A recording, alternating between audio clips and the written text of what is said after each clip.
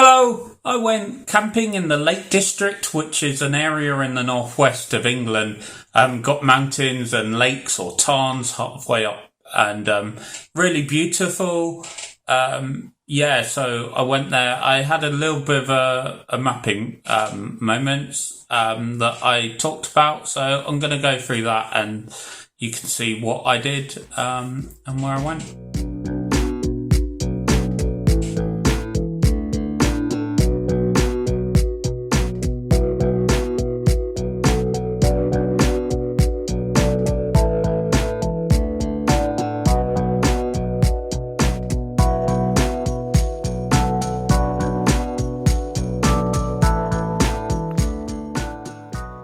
And while I'm here in the Lake District, I'm doing a lot of paths that are well mapped, and even I've done them before. I've got my trusty old school Garmin GPS receiver. It's a Vista HCx, a Vista etrex. Very rugged, runs on AA batteries, so it's easy to change. Batteries last a while, can do a good day of walking, unlike my phone. Which means I put my phone on airplane mode because there's not much signal and don't even need GPS on, which I'm sure you know easily runs out batteries. And I've loaded that with the latest data from OSM downloaded onto SD card. There's lots of different services you can use to download the latest data just for your region or your country. I'll put a link there and you can choose which one you want. But yeah, it just means that my phone's more available. I can still take photos, so there's not really much of an app. I'm just enjoying the view. But yeah, I can enjoy that. And if I do see something that I think might be missing or want to add, I can take a photo and sync that in the usual way I do. I can also review the recording of the GPS and just check the path is still taking the same route that it did whenever it was last mapped.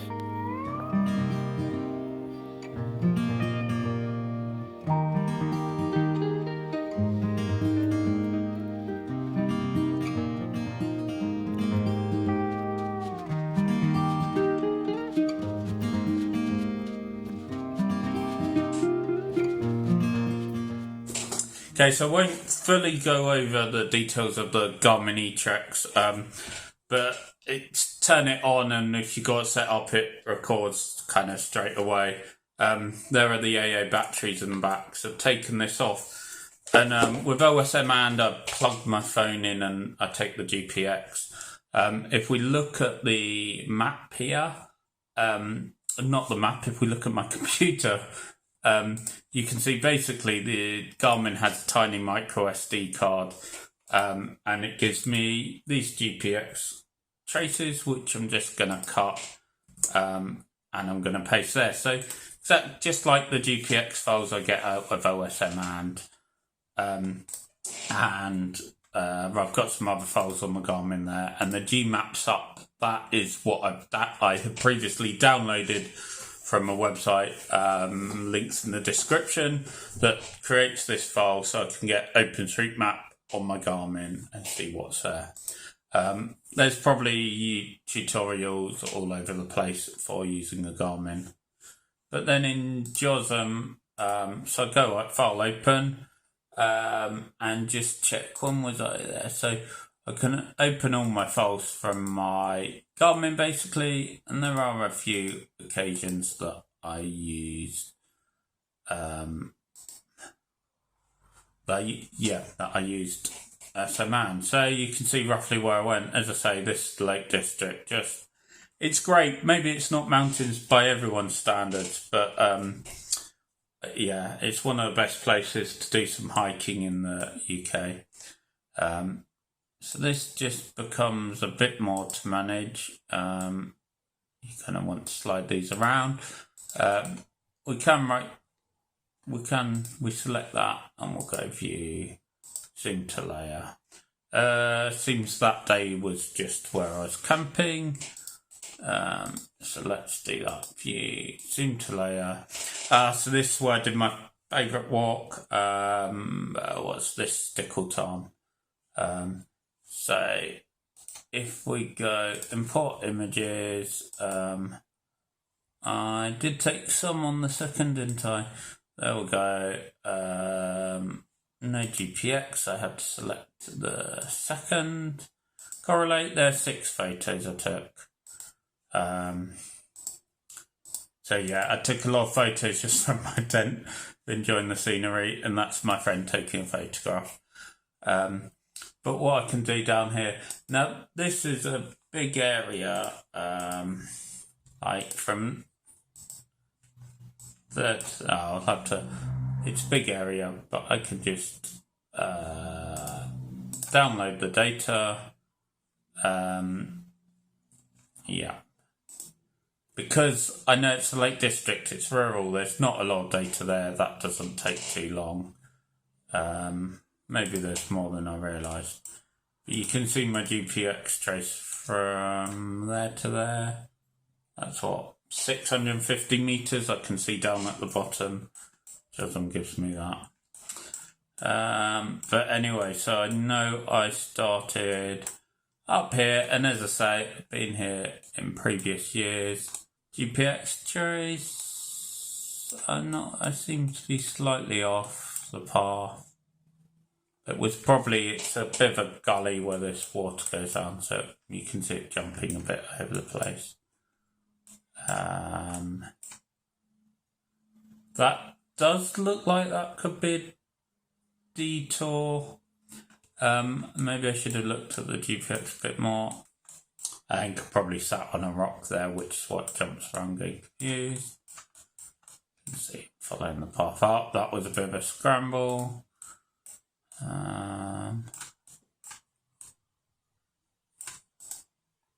Oh, does look like there was crossing there. I wonder what other people have done with crossings.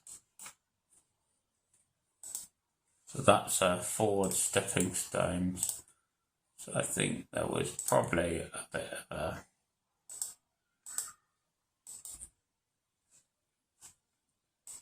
And this is highway path.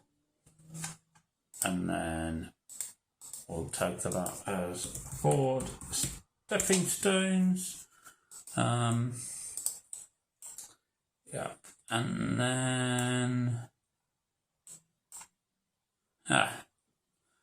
don't quite know. Did I detour that much? I'm going to ignore that one. I went up here. The aerial imagery shows this as kind of rock. I remember in previous times I've been here and it's been water. So I think that is actually accurate, the outline. It's clearly the aerial imagery is low level. Certainly there. When I walked, it was, yeah, I had to use stepping stones. What's this? This is natural bare rock. I think it would be fair to tag maybe that as natural bare rock. Because I think everyone knows some people end up swimming to that rock and sitting on it when it's surrounded by water. Others walked here and then took that path. But we took this, which I believe, the next section's called Jack's Rake. So it seems completely detoured off the path here. And maybe we're supposed to go up here. I'm pretty sure that was an obvious path that we took. You can see my friend Adley climbing up. And that's Jack's Rake, so that's what it looked like.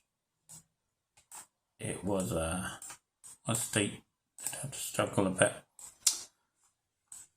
And then here, that bench was already mapped, I didn't notice it. Anyway, that's came down here. Walk through here, yeah, that pass mapped. What do you want to know where the highway and waterway are? Oh, good point. Like, we want to make sure that path is mapped. I didn't add that bit. But yeah, that cuts across there. Very important for routing. That's always got decent stepping stones there. I think probably easier than any of the others. Don't think there's greater stepping stones. But anyway, upload that. So I have made a few changes, added some nodes, and bath. It's hard to go. It's tiring just remembering this all.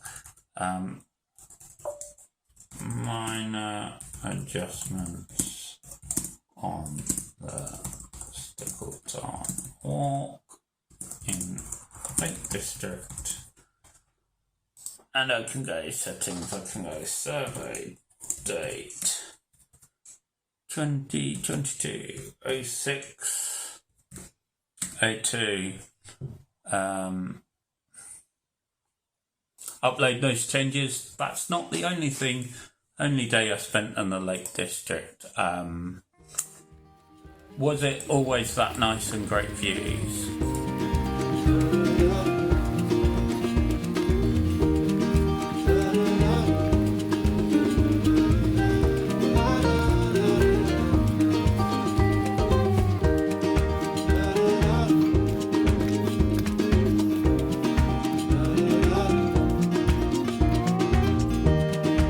Of course, the beauty of the lakes and its mountains comes with a lot of what fills up those lakes: rain. So on this holiday, it's Friday and this day is just raining. We've been into one of the small towns, but also doing some walk. The rain just makes it a lot less fun hiking. It's no problem for my trusty Garmin GPS, very rugged. But yeah, my camera phone I'm keeping in the pocket a lot so that doesn't get wet. Obviously wouldn't be good. And on the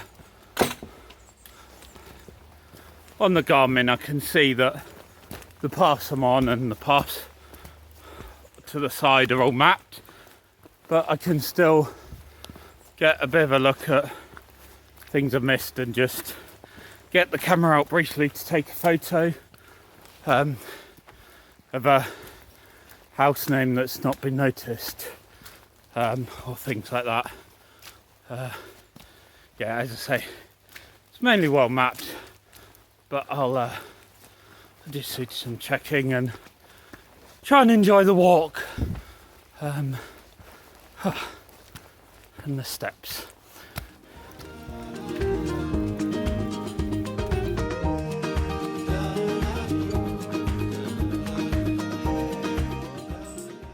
There's the first photo I took. Oh, this was good because this was a new bridge, and I thought, yeah, I'll map that. Turns out it's already mapped, but hey, it's got a bit more character than that. It's not great to stop bridges at junctions. So I can just do that. But where does it start? It actually starts about there, doesn't it? And it's got a bit of curve. You can see actually this has only a few points. So particularly this path, very few points. It's probably done with low accuracy. Do we think that represents it a bit better?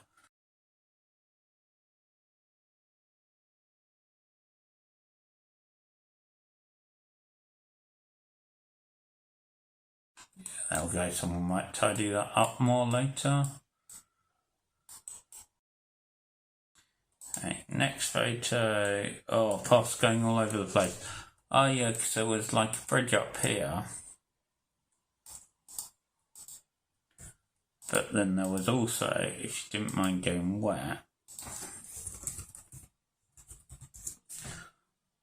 there was a ford there.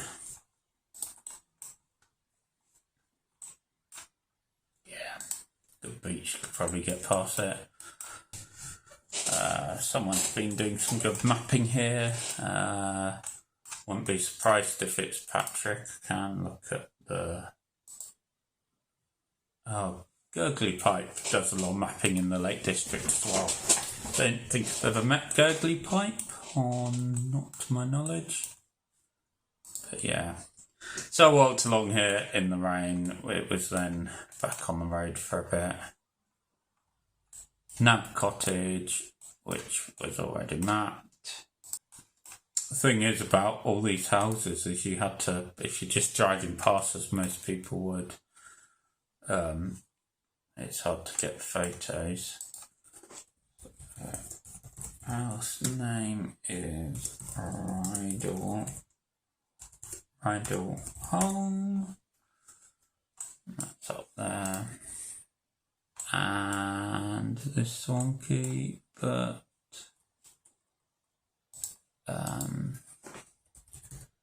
just Glen Ronhalf Lodge. Didn't realise how unclear my camera was, but I wasn't going to hang about in the rain. That's a garage, and that's the actual house. Oh, and that was taking photo of the Badger Bar, which is separate to the hotel, but that is already mapped. And you can see I need to keep up with Pete and Ali and Megan. Yeah, Badger Bar, part of Glenrothay Hotel. I think that's all suitably mapped by the looks of it.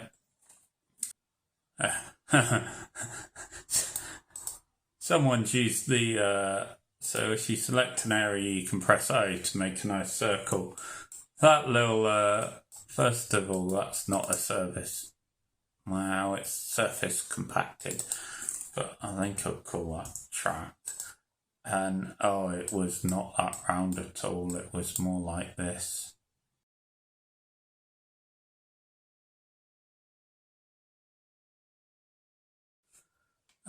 Took a photo of the parking. Yeah, that's already mapped with much more detail than I knew. Felt it was a bit out of the way, so quite good to see. And to add it to the map. That's all the photos from that. Where else did I go? If I select that one and go view, zoom to layer. There's a jetty museum. Is that a museum of jetties? Or is it Windermere Jetty, which is a museum? Right, let's not get distracted. Anyway, we didn't go to the jetty museum. Did I import? Where are my pictures from? The 4th. There's probably not many. Nope. So I took a photo. You can't see what's in this photo. I think there's my finger saying left. I should not have left this a month because actually this GPX trace say it was this car park. Now we parked in this car park and we had kayaks and a paddle. We didn't have a paddleboard. We had kayaks, a couple of kayaks. So we walked down here. We tried to go somewhere in Windermere, which is like somewhere. Where's Windermere? I don't know this very well. Anyway, we tried to go kayaking in Windermere. There was nowhere to put our kayaks, to park basically, and cross the road. So we kept driving down this road. Eventually, I've lost it now. We find this car park, which is actually really good.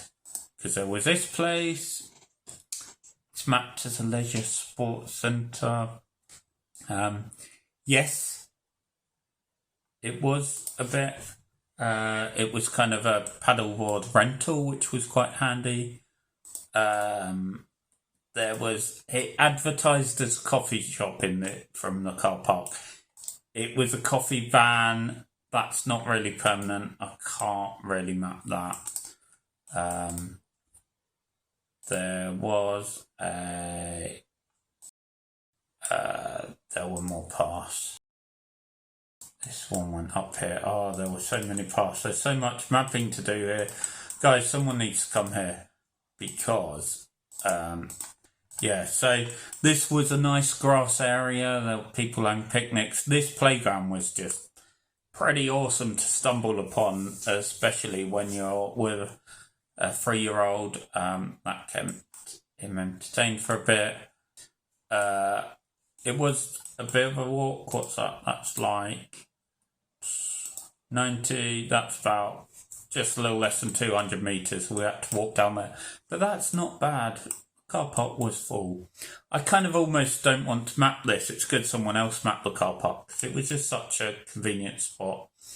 And this tiny little beach is where we launch our karts from.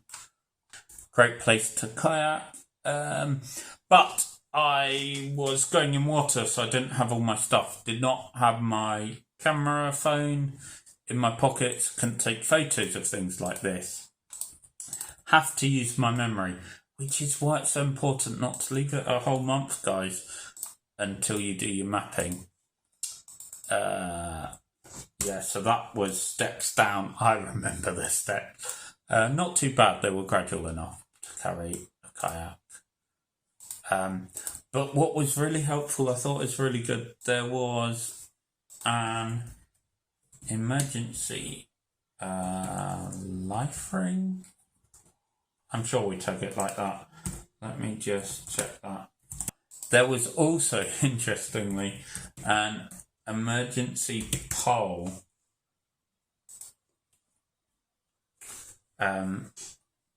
Basically a long pole, so if someone's in the water and it's dangerous, you can hold it out, they can grab hold of that and you can pull them in. Guess it's a bit, yeah, a bit easier than a rope to hold on to, or a ring that might float around, particularly if it's choppy. So anyway, yeah, that's the page for a life ring. I think, no, was there a life ring? There wasn't. I'm trying to remember. It possibly was a defibrillator. No, a life ring. Anyway, that's life ring. Emergency tag. Let's just go to this life ring. Okay, so there was no lifeguard. There was a pole. Literally like a 8 or 10 foot pole. I don't know. If you can't take photos outside the window, you can at least... This photo made me go, look, there's something I wanted to map.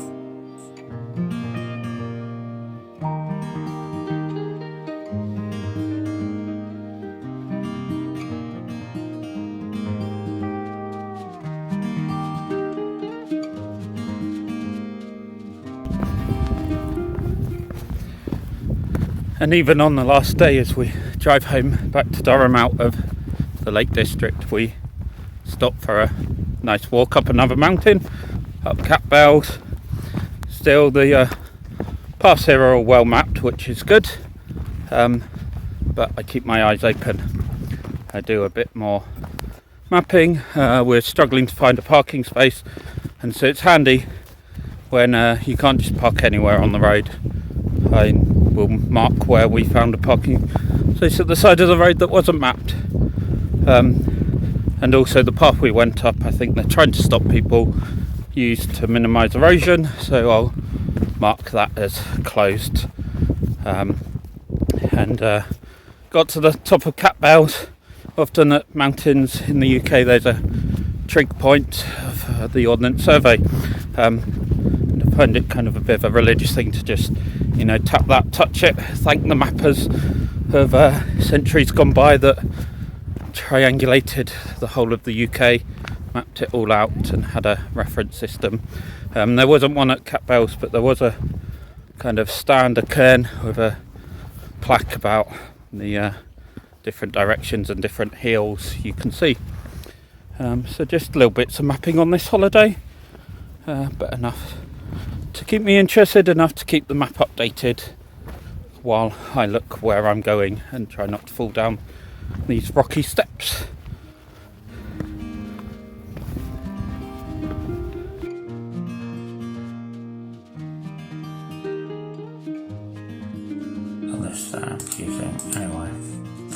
What I used to always do, so the clock on my phone, if I'm using OSM and, then the clock on that is going to match the photos I also take with my phone.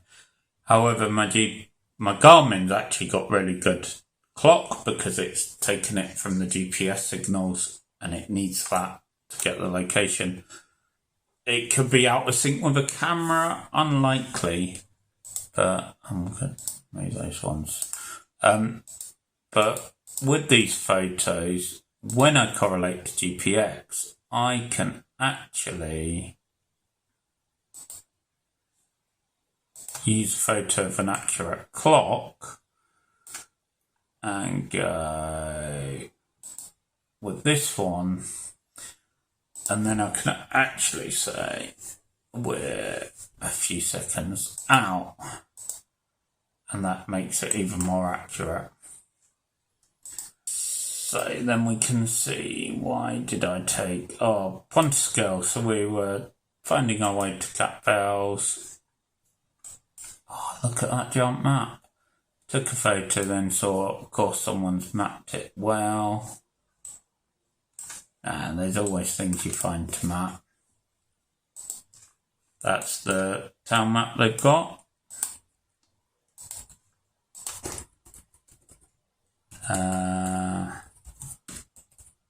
But you didn't notice the bint map, did you? Got you there. And, this is the mountains. So normally people like park there, I think. There you go, you can see it well mapped. Just down like that. So yeah, I think ideally you park somewhere like this, and you head up there. There's little bits of car park on the side.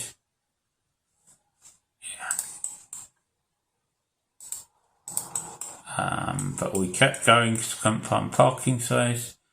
Then we got here, and again I took a photo just because it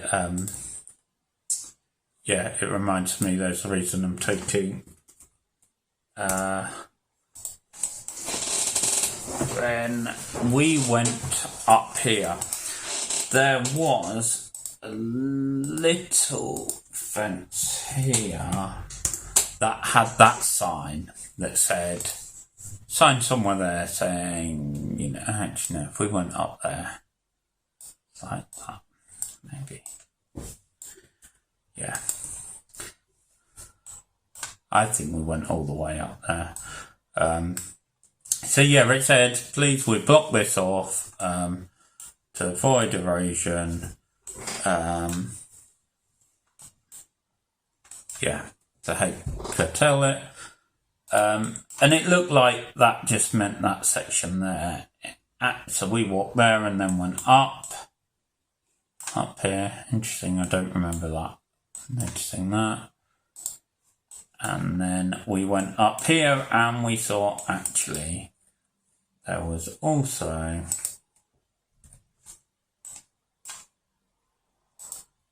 a fence there.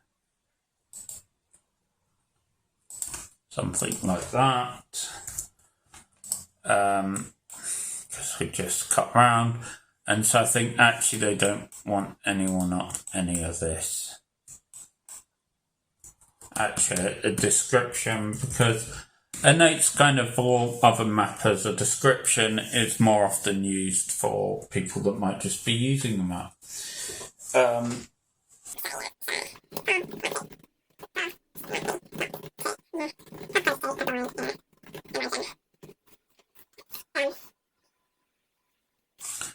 I think I'm supposed to do highway disused, and then disused is what the value would always be, but that's established for highways, or you do disused highway equals path. Yeah. And then what is disused, valid enough?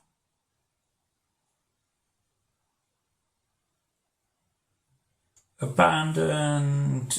No, because it's not that it's not maintained. Disused specifies a feature is disused but in reasonable state of repair. Yeah, so like you could totally use that path because we did, but it's not being used. Something like that. Maybe it should be closed, but anyway. It's a bit annoying that there isn't a status for that. I wonder if someone like the National Trust have better views on this, because I would like maps to be showing this, because otherwise, if I'm walking around, I'm going to go, oh, there's a footpath there, but it's not being mapped if the sign gets knocked over. So I'll walk around the little fencing and go up, or, walk in it. Whereas if there's a footpath or some line that's red or something, I know, oh, it's not a footpath, or it was, there's a reason not to use it. Anyway, interesting discussions to be had. And then I went to Cat Bells. So as I say, people do their all seeing peaks and stuff. Sometimes on these hills you'll find trig points, little bits to put your philodite and measure angles of other peaks and know exactly where you are. This didn't have one, but it had this interesting sign. Yeah. So, Causey Pike and things like that. Signs to all that. And a quote by Alfred Wainwright, who did some good pictures and kind of, not maps, but well mapped out walking routes up along mountains in the Lake District. Very helpful, different kind of surveying. And then we saw a bench about there. Benchway, there was something for me to map on this walk. And another stream. Oh, that was already mapped. Hey, that's not a ford.